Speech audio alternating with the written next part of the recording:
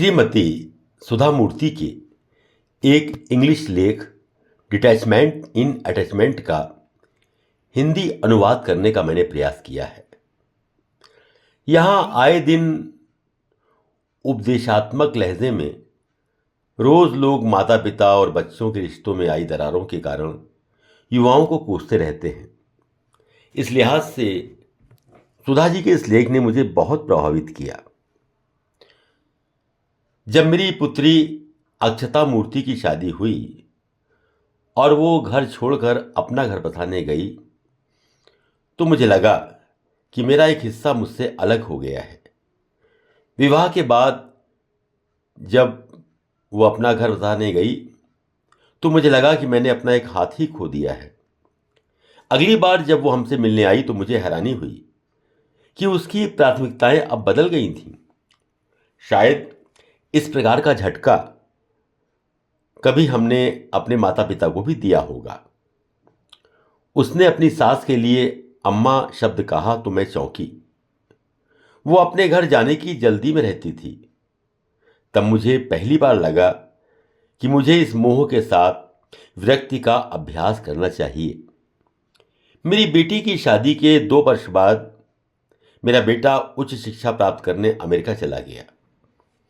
एक बच्चे के घर से जाने के अनुभव के कारण मैं भावनात्मक रूप से दूसरे बच्चे को बाहर भेजने के लिए मानसिक रूप से अब बेहतर तैयार थी।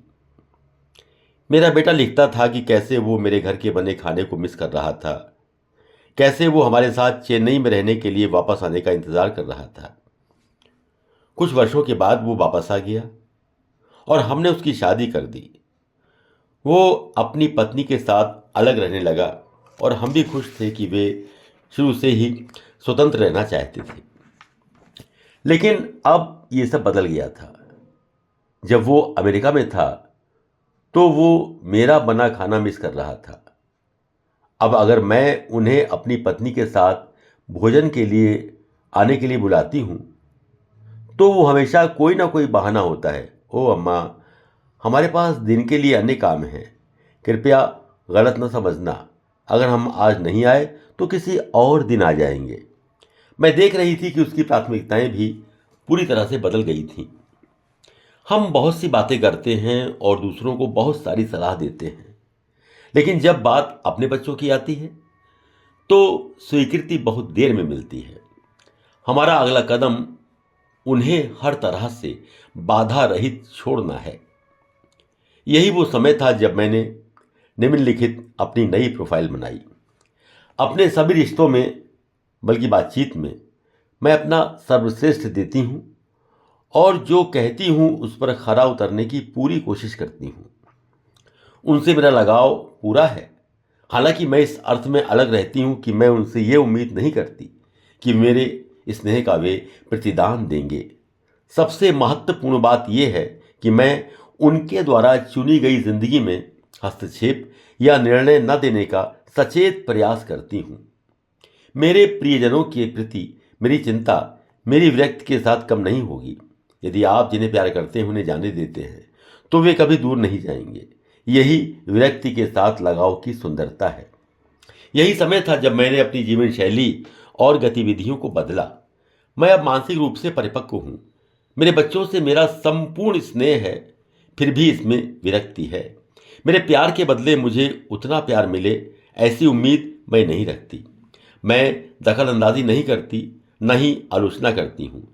मेरी विरक्ति का ये अर्थ नहीं है कि मैं उनका ध्यान नहीं रखती या स्नेह कम हो गया है। जिन्हें आप प्यार करते हैं उन्हें जाने दीजिए, वो लौट कर आएंगे। ये सौंदर्य है मोह और विरक्ति का। जो जैसे रहना चाहे उसे स्वीकार कर सहनशीलता का परिचय दें। इससे शांति और संपूर्णता का अनुभव मिलता है। बच्चे जब माता पिता का घर छोड़कर जाते हैं तो जीवन में एक खालीपन आता है। इस समय अपने शौक पूरे करें, चाहे वे आपको फालतू के लगें। अपने व्यक्तित्व का विस्तार करें। हमारा अगला कदम होना चाहिए कि हम उन्हें पूर्णतः अबाधित छोड़ दें। मेरे इस निर्णय से मुझ में सहनशीलता आई है, जिससे आसपास के माहौल में बेहतर संतुलन बना है। मेरे 2 बच्चे चेन्नई में हैं और मैं भावनात्मक रूप से समृद्ध हूँ। बच्चों के घर से जाने के बाद खालीपन से जूझना हमेशा से ही रहा है। मैं ये पोस्ट खासकर उन मित्रों के लिए लिख रही हूं जो भावनात्मक रूप से पूरी तरह बच्चों पर निर्भर हैं। अपने शौकों को समय और विस्तार दीजिए, चाहे वो कितने ही बेमकसद या फालतू लगे। जो करें वो प्यार से करें, ना कि जिसे प्यार करते हैं वही करें। उम्र बढ़ने पर लगाव के साथ विरक्ति सीखना बहुत जरूरी है। एक सरल विचार, जाने दो। लेकिन क्या ये आसान है?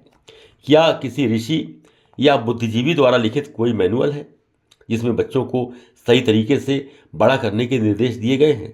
नहीं। कारण सरल है, प्रत्येक व्यक्ति अलग है, अलग अलग सोचता है और इसलिए नियमों का एक सेट सभी पर लागू नहीं हो सकता। स्त्री शिक्षा से बहुत बड़ा बदलाव आया है। अधिक से अधिक महिलाएं शिक्षित हो रही हैं और इसलिए धारणाओं में बदलाव आ रहा है। जो विचार 20वीं सदी में प्रचलित था वो 21वीं सदी में अब प्रचलित हो जाता है। समय के साथ चलना पड़ता है और यदि आप प्राचीन विचारों और मूल्यों से चिपके रहते हैं तो आप पीछे रह जाते हैं। समय के साथ बदलो, जाने दीजिए। जीवन में बहुत पहले से ही विरक्ति का अभ्यास करें ताकि जब आपके बच्चों के साथ विरक्ति का समय आए तो आप मानसिक रूप से तैयार हों। निसंदेह वर्तमान समय में किसी भी माता पिता द्वारा की जाने वाली सबसे बड़ी गलती अपने बच्चों पर आर्थिक रूप से निर्भर होना है। पुराने वर्षों में कई माता पिता अपनी सारी संपत्ति अपने बेटों को हस्तांतरित कर देते थे और फिर बुढ़ापे में कष्ट सहते थे। ये एक पूर्ण भौतिकवादी दुनिया बन गई है और जिस क्षण कोई निर्भर होता है तो उसे बार बार अपमान का सामना करने के लिए तैयार रहना पड़ता है। ऐसी बहुत सी चीज़ें हैं जो आप एक व्यक्ति के रूप में करना चाहते थे लेकिन कई कारणों से नहीं कर सके। उन्हें अभी करो। योग सीखें, किताबें पढ़ें, अपने स्वास्थ्य का ख्याल रखें, अपने पोते पोतियों के साथ खेलें, बागवानी करें, नृत्य सीखें, संगीत सीखें। सूची अंतहीन है। वर्तमान में जादुई मंत्र है, लगाव और विरक्ति। मेरा विश्वास करो, ये काम करता है।